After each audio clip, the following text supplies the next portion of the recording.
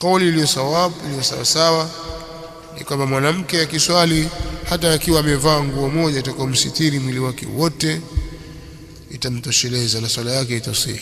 Bora asitiri mwili wote. Sehemu iliyoruhusiwa kuifunua ni uso tu na viganja viwili vya mikono.